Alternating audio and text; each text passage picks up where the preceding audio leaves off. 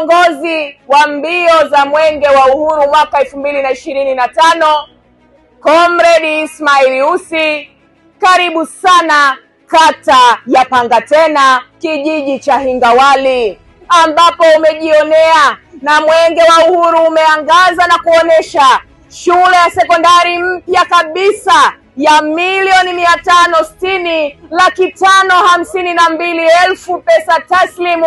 Umeona utekelezaji wake. Ndugu zangu wananchi wa Hingawali, kwa kweli leo hii ni siku ya faraja kwetu.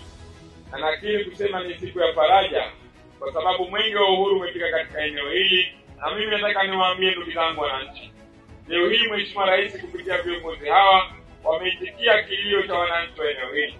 Ndio maana leo hii kuna ujenzi wa shule ya kisasa, shule yenye ubora. Hivyo Mwenge wetu wa Uhuru na mapenzi ya Daktari Samia Suluhu Hassan umeridhia kuweka jiwe la msingi kwa shule yetu hii ili iweze kukamilika kwa haraka na watoto wetu waweze kupata elimu iliyo bora ndani ya maeneo haya. Mwenge wa Uhuru oye!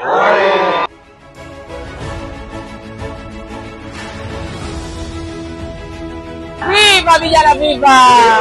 Kiongozi wa mbio za Mwenge wa Uhuru kitaifa umefika katika mradi wa mapato ya ndani, mradi wa kituo cha mabasi cha Mtama, ambacho thamani yake hadi sasa, pesa inayoendelea kutekeleza mradi huu ni $1,988,524. Pesa hii ni mapigano makali ya kuhakikisha kwamba Mtama yetu inakwenda kufunguka na tunakwenda kuwa na kituo cha mabasi cha kisasa kabisa. Kama oye! Tumekagua mradi huu, tumejiridhisha mradi una viwango, umezingatia ubora, umezingatia sifa. Kama sisi wa Kimila Mwenge tumeshauri, na amini ataendelea kufuata ushauri ule na utaendelea kutekelezwa kwa wakati kama ambavyo tumeshauri kupitia halmashauri hii. Hivyo ndugu zangu wananchi, Mwenge wa Uhuru umeridhishwa na mradi huu.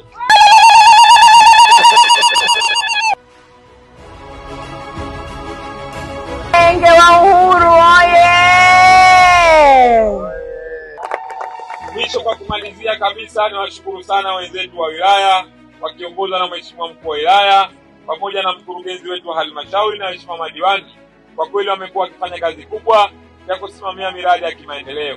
Na ndio maana leo hii miradi yote ambayo mpaka sasa tumeipitia ndani ya halmashauri hii, hakuna mradi ambao Mwenge wa Uhuru labda haukuridhishwa nao. Miradi yote iliridhishwa na Mwenge wa Uhuru kwa 100%.